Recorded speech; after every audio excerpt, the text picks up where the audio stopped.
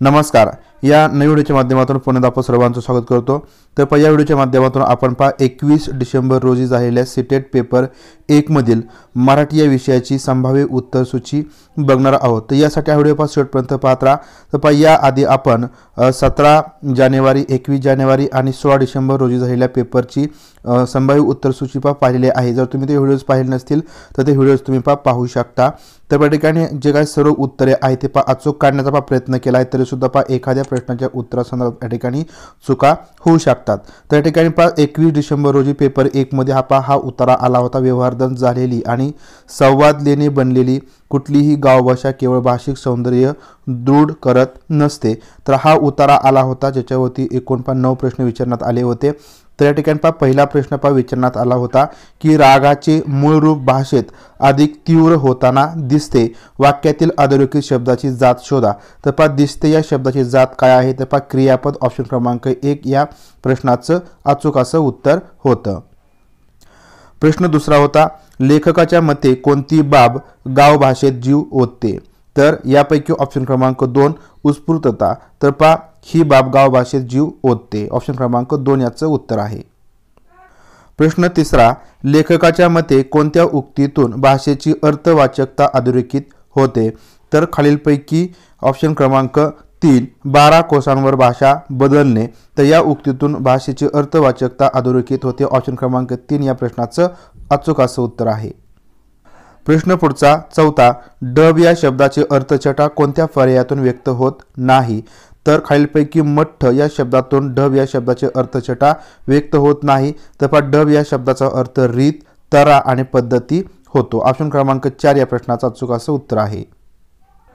प्रश्न क्रमांक 5, कोणत्या कारणास्तव गावभाषा अडचणीत येण्याची शक्यता आहे?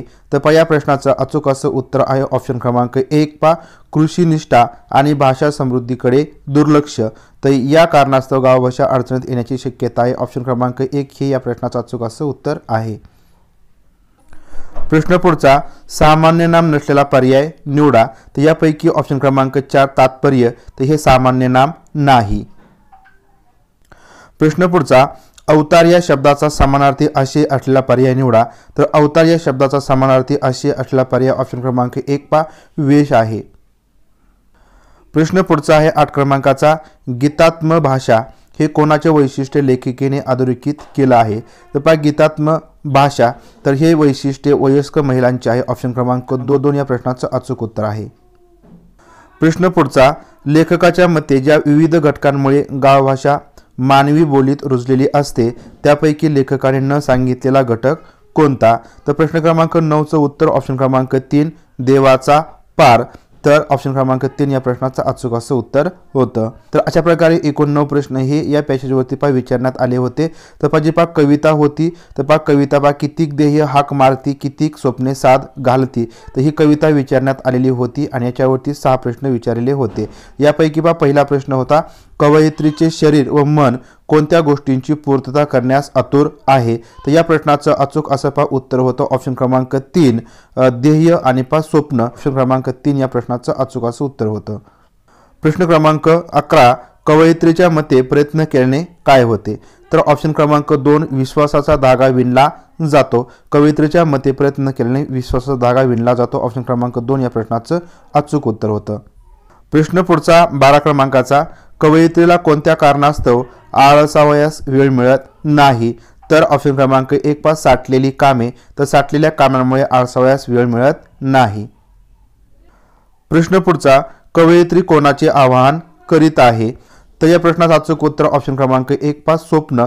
तर स्वप्नाचं आवाहन कवयित्री करत आहे. प्रश्न पुढचा 14वा, साकार शब्दाचा समानार्थी आशय नसलेला पर्याय निवडा.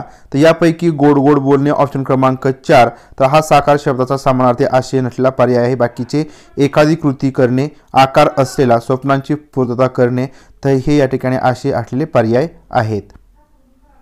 प्रश्न पुढचा 15वा, साद घालणे म्हणजे काय? तर साद घालणे म्हणजे ऑप्शन क्रमांक 3 आवाहन करणे, तर ऑप्शन क्रमांक 3 या प्रश्नाचं उत्तर आहे।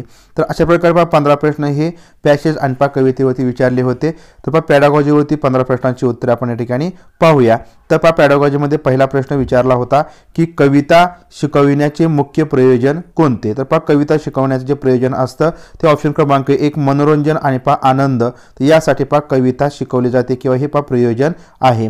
प्रश्न क्रमांक पुढचा 17वा प्रश्न होता, या ठिकाणी शिक्षणाच्या सुरुवातीच्या टप्प्यावर कविता गाणी यांचा वापर करणे म्हणजे काय? तर सुरुवातीच्या टप्प्यावरती म्हणजे शिक्षणाच्या सुरुवातीला या ठिकाणी जो काय टप्पा असणार आहे, म्हणजे या ठिकाणी आपण म्हणूया इयत्ता पहिलीसाठी, तर या ठिकाणी कविता आणि गाणी यांचा वापर करणे म्हणजे रचनात्मक, शारीरिक, संवेदनात्मक आणि भाषिक विकास होय। ऑप्शन क्रमांक 1 या प्रश्नाचा अचूक असं उत्तर येणार आहे।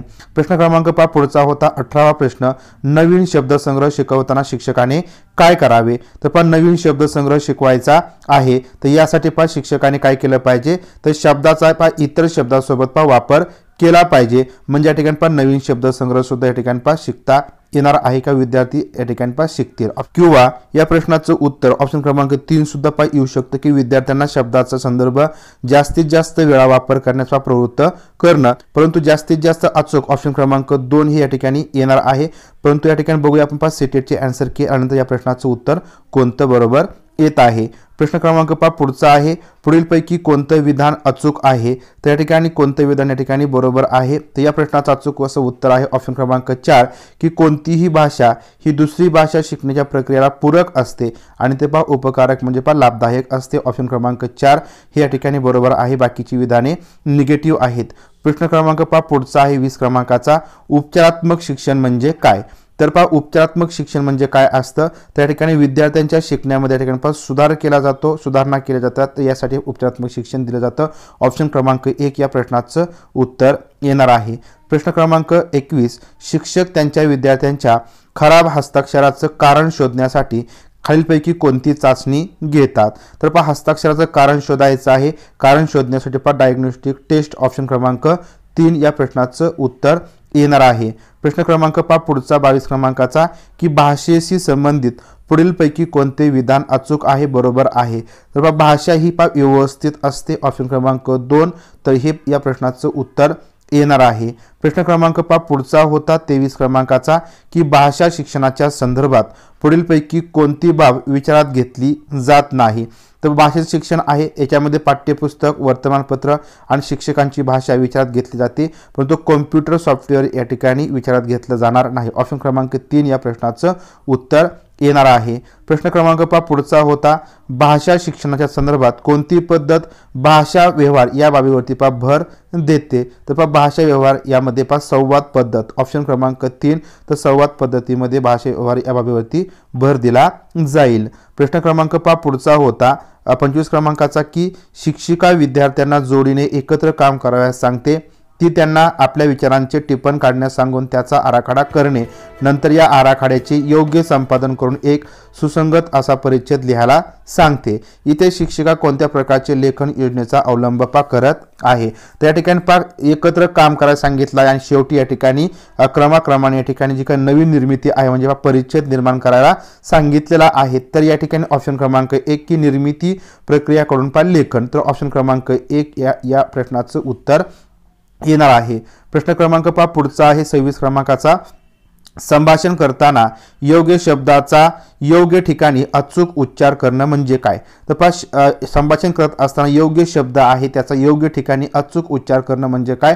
तर ऑप्शन क्रमांक 3 भाषेचं आकलन होय। ऑप्शन क्रमांक 3 या प्रश्नाचं अचूक असं उत्तर येणार आहे। प्रश्न क्रमांक पुढचा होता की मुले शाळेची सुरुवात करताना त्यांना भाषा शिकवण्याची कोणती पद्धत आदर्श ठरते? या ठिकाणी की शाळेची सुरुवात करत असताना म्हणजे या ठिकाणी आपण म्हणूया की इयत्ता पहिलीचे विद्यार्थी आहेत, शाळेची सुरुवात करत आहेत, पहिल्या टप्प्यामध्ये मुलं आहेत, तर यासाठी जास्तीत जास्त जो का अचूक पर्याय येणार आहे तो ऑप्शन क्रमांक 2 येईल की कविता, गीते आणि कथाकथनाचा मौखिक सराव या ठिकाणी करून घेणं, म्हणजे जास्तीत जास्त त्यांच्याकडून ते म्हणून घेणं, तर त्याच्यामधून या ठिकाणी भाषेची किंवा या ठिकाणी म्हणूया शाळेची आवड निर्माण होऊ शकते। ऑप्शन क्रमांक 2 या ठिकाणी बघा माझ्या मते बरोबर ऑप्शन येणार आहे। प्रश्न क्रमांक पुढचा 28 क्रमांकाचा की विस्तृत वाचनाचे मुख्य प्रयोजन टिंबटिंब यास प्रोत्साहन देणे आहे किंवा देतं। त्या ठिकाणी विस्तृत वाचन कशासाठी केलं जातं तर माहिती मिळवण्यासाठी, म्हणजे ऑप्शन क्रमांक 3 माहिती मिळवण्यासाठीचं वाचन यास प्रोत्साहन देते। तर 3 क्रमांकाचं या ठिकाणी उत्तर बरोबर येईल। प्रश्न क्रमांक पुढचा होता की मातृभाषा आधारित बहुभाषिकत्व म्हणजे काय। तर मातृभाषेवरती आधारित जे बहुभाषिकत्व असतं तर ते काय असतं तर यामध्ये मुले मातृभाषेतून शाळा शिक्षणाची सुरुवात करतात। स्वतःची जी काही मातृभाषा असेल त्याच्यामधून मुले शाळा शिक्षणाची सुरुवात करतात आणि नंतर उत्तरोत्तर एक एक भाषा ते आत्मसात करत असतात। याला म्हणायचं या ठिकाणी मातृभाषा आधारित बहुभाषिकत्व। ऑप्शन क्रमांक 1 या प्रश्नाचं अचूक असं उत्तर येणार आहे।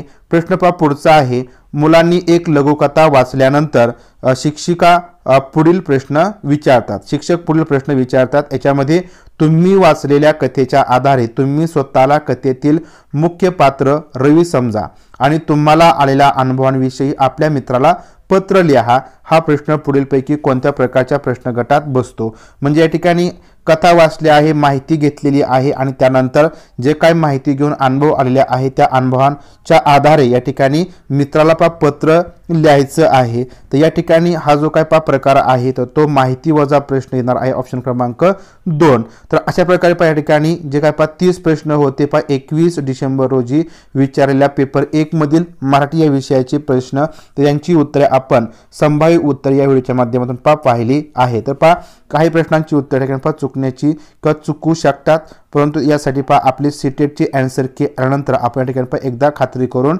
घ्यायची आहे।